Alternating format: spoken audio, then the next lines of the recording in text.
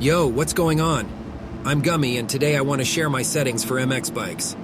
As I said in my YZ250 setup video, I play with lean and steer on the left stick. I will link to a video that shows how you do this in the description below. Most people play with steering on the left stick and lean on the right stick, but I don't enjoy playing like that. It's mainly because I'm bad at it. Yes, having them on separate sticks will most likely make you a faster rider in the long run. But that's a sacrifice I'm willing to make to actually enjoy the game. I like having my front and back lean on the right joystick and the tear-off keybind on the R3 button. By the way, I use a PS4 controller and every change to my settings was done for a reason, and I'll show you what changing a setting actually does, so you can decide what you like the best. With that said, let's get right to it. Starting with the controls, lean and rider left, right lean are on the left stick. The rear brake is the square button, and the clutch is the L3 button. I have my direct lean at 60%. What direct lean means is if it was set to 0%, when you let go of the steering joystick, the bike will keep going in that direction until you turn the joystick. If it's set to 100%, when you let go of the joystick while turning the bike will almost instantly stand straight up. A lot of new players probably have this set too low or too high. You have to find what works best for you. Before we get to the good stuff, read the description to find out what every setting actually means. Now that you know what every setting means, I will go through my settings and explain the changes I made and why.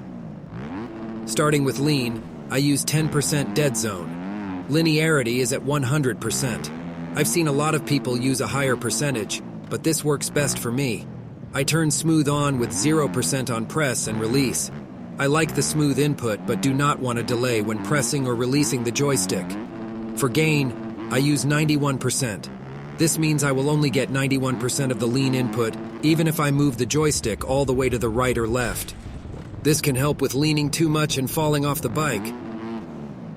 For throttle, I use 12% dead zone. I tend to rest my finger on the R2 button, and I don't remove it completely, and this extra bit of dead zone helps with that, especially in corners. I turned smooth off as well. I don't want any delay with the throttle. For the brake settings, it is pretty much default except for the gain.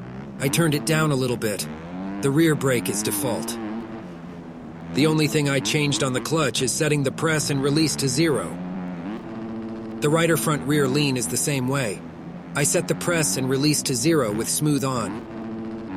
The biggest change I made that makes my settings great for me is setting the dead zone to 50% for the rider left-right lean. Since I use the left stick for lean and steering, I want my bike to steer well before I ever start leaning. When you're using both sticks, most riders do this without even noticing it. Having it this way also helps a lot when landing. If you're leaning when landing a jump, you tend to get the physics that make you crash, and this helps a lot with that. Here are my other inputs. The biggest thing I want to mention is my sit button is the X button, and I don't have direct sit on. This means when I press X, my rider sits until I press X again. This helped me a lot. I used to have automatic sit on, but I eventually realized that isn't the way to go. I don't use R3 for sitting because my controller is super old, and it's hard to push in every time, and without direct on, I can't lean forward or back while sitting. It takes a while to get used to, but worth it if you can't use R3 or don't have other buttons you can use on the rear of the controller. Finally, here are my settings for simulation. I use 112 FOV now. It used to be a lot higher, but after lowering it while testing, I ended up liking the lower FOV a lot better. Well, that is all for now. If you found these settings helpful, give the video a thumbs up and let me know what you think about these settings in the comments below. I'm going to let the video play out. This was me getting a LCQ win in the Benetton Amateur Supercross Series. I came into the race thinking I wasn't even going to make it through, and somehow I ended up winning even with a lot of mistakes. Thanks for watching.